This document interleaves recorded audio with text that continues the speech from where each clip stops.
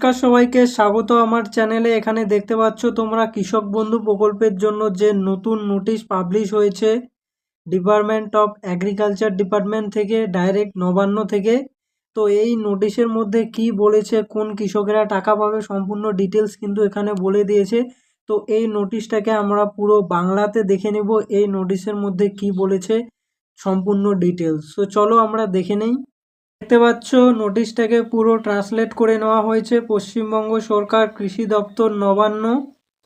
এই হলো নোটিশ, পরিপত্র বা সার্কুলার। এখানে যে বিষয় দেওয়া রয়েছে, কি বিষয় দেওয়া রয়েছে দেখে নেব একটু। বিষয় দেখতে পাচ্ছ, কৃষক বন্ধু নতুন প্রকল্পের উপভোক্তাদের যাচাইকরণ অর্থাৎ ভেরিফিকেশন হবে, যৌক্তিকীকরণ অর্থাৎ রেশনালাইজেশন এবং পূর্ণ যাচাইকরণ রিভ্যালিডেশন হবে আবার নতুন করে কৃষকদের জন্য। কৃষক বন্ধু নতুন প্রকল্পের আওতায় শুধুমাত্র যোগ্য কৃষকদের আর্থিক সহায়তা নিশ্চিত করার উদ্দেশ্যে পশ্চিমবঙ্গ সরকার প্রকল্পের বর্তমান সকল উপভোক্তার ব্যাপক যাচাইকরণ ও যৌক্তিকীকরণ কার্যক্রম গ্রহণ করার সিদ্ধান্ত নিয়েছে।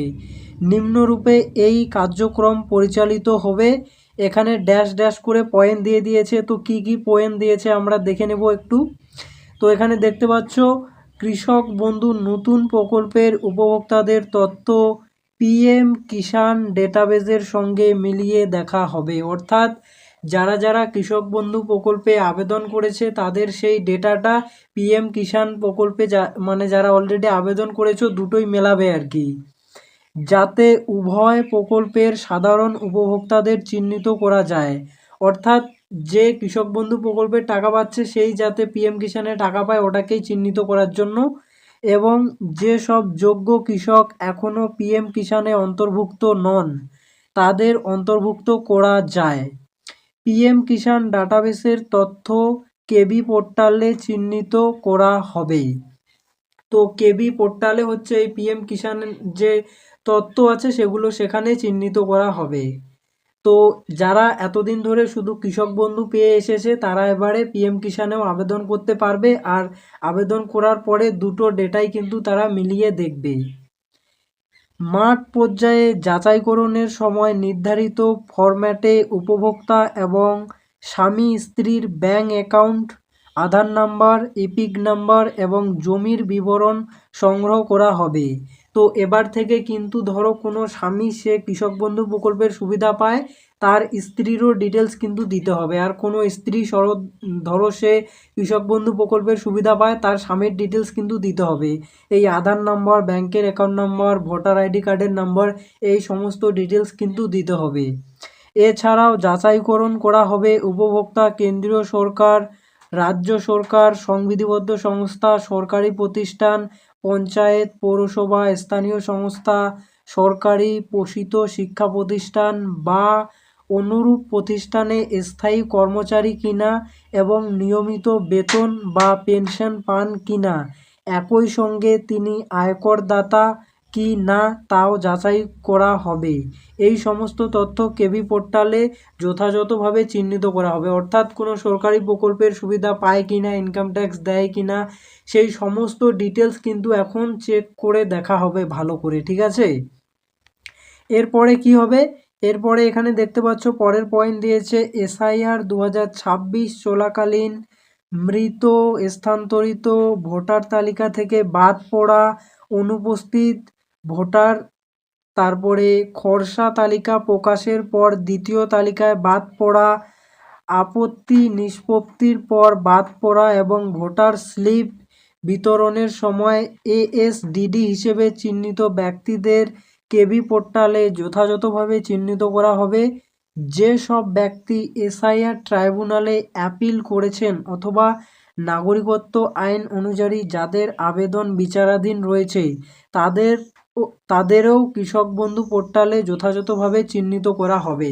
তো এই সমস্ত লোকেদের কিন্তু ভালো করে চিহ্নিত করা হবে কৃষক বন্ধু প্রকল্পের মাধ্যমে, যে তারা এখনও টাকা পাচ্ছে কি পাচ্ছে না। তারপরে যাদের নাম ডিলিট হয়ে গেছে মানে বাদ পড়ে গেছে তাদের নামগুলো কিন্তু বাদ দিয়ে দিবে, ঠিক আছে। এরপরে আমরা দেখব 4 নম্বর পয়েন্টে কি বলেছে, একটি মান সম্মান মতো যাচাইকরণ ফর্ম, যেই ফর্ম কিন্তু অলরেডি দিয়ে দিয়েছে। তোমরা কিভাবে ফিল আপ করবে আমি তোমাদের নেক্সট ভিডিওতে দেখিয়ে দিব। সেটি কিন্তু ফিল আপ করা শুরু হয়ে গেছে, তো ধীরে সুস্থে ফিল আপ করে জমা দিবে, তার জন্য চিন্তার কোনো কারণ নেই। উপভোক্তাদের প্রদান করা হবে, যেটা অলরেডি দিয়ে দিয়েছে। পূরণকৃত ফর্মের সঙ্গে প্রয়োজনীয় নথি যেমন উপভোক্তা ও তার স্বামী স্ত্রীর আধার কার্ডের ফটোকপি, ইপিক নাম্বারের ফটোকপি, জমির ROR এর ফটোকপি এবং উপভোক্তা ও তার স্বামী স্ত্রীর ব্যাংক অ্যাকাউন্টের ফটোকপি প্রাথমিক যাচাইকরণের সময় সংগ্রহ করা হবে এবং একটি স্বতন্ত্র সিরিয়াল নাম্বার গ্রহণ করা হবে। এরপরে কি বলেছে? এরপরে বলেছে সকল দিক থেকে সম্পূর্ণ আবেদন অনুমোদিত কর্মীর দ্বারা যাচাই করে পোর্টালে আপলোড করা হবে। যাচাইকরণকারী আধিকারিক তার সুপারিশ লিপিবদ্ধ করবে এবং আবেদনকারী ভেরিফাইড হিসেবে চিহ্নিত করে চূড়ান্ত অনুমোদন বা বাতিলের জন্য পরবর্তী উপযুক্ত কর্তৃপক্ষের কাছে পাঠাবেন। সহকারী কৃষি অধিকর্তা ব্লক ব্লক বা জেলা প্রশাসনের মনোনীত অন্যান্য সম্প্রসারিত আধিকারিকরা আবেদন অনুমোদন বা বাতিলের জন্য উপযুক্ত কর্তৃপক্ষ হবেন। অর্থাৎ ওই যে জেলা আধিকারিক, জেলা প্রশাসন, তারাই কিন্তু ফর্মটাকে একদম ভালো করে ভেরিফিকেশন করবেন এবং তারপরে যদি বাতিল করার থাকে তাহলে বাতিল করে দিবে আর কি। তো ওই বিডিও অফিস, জেলা পরিষদ, এই সব জায়গাতেই কিন্তু তোমাদের ফর্মটা যাচাই করা হবে। এরপরে কি বলেছে? জেলা শাসক এবং ব্লক উন্নয়ন আধিকারিক সময় মতো যাচাইকরণ কার্যক্রম সম্পন্ন করার জন্য প্রয়োজনীয় জনবল ও লজিস্টিক সহায়তা প্রদান করবেন। প্রশাসনিক স্তরে পর্যাপ্ত জনবল নিশ্চিত করা হলে কার্যক্রম শুরু হওয়ার তারিখ থেকে 4 সপ্তাহের মধ্যে যথাযথ এই কাজ সম্পন্ন করতে হবে। তো আবেদন কিন্তু অলরেডি শুরু হয়ে গেছে, আর 4 সপ্তাহ সময় আছে, মানে যথেষ্ট সময় আছে। 4 সপ্তাহের মধ্যে তোমরা ফর্মটা ফিল আপ করে দিয়ে দিবে। মার্চ পর্যায়ে যাচাইকরণ সম্পন্ন হওয়ার পর সকল উপভোক্তার ক্ষেত্রে ব্যাংক ভ্যালিডেশন করা হবে। এর মধ্যে থাকবে ডুপ্লিকেট যাচাই, জমির রেকর্ড যাচাই, আধার ও NPCI যাচাই, আয়কর যাচাই, PM কিষাণ মিলিয়ে দেখা এবং সরকারি চাকরি পেনশন যাচাই, মানে সে সরকারি চাকরি করে কিনা সেগুলোও কিন্তু ভেরিফাই করা হবে আর কি। এরপরে কি বলেছে? কৃষি আধিকারিকের নির্দেশ অনুযায়ী সময়ের নির্ধারিত পোর্টালের প্রয়োজনীয় পরিবর্তন এবং সিস্টেম প্রস্তুতির কাজ সম্পন্ন করবে। এরপরে কি বলেছে? এই পরিবর্তনটি উপযুক্ত কর্তৃপক্ষের অনুমোদন ক্রমে জারি করা হলো। তো তোমাদের কিন্তু এই সব ডিটেলস কিন্তু এখন দিতে হবে, ভালো করে কাজটা করতে হবে আর কি।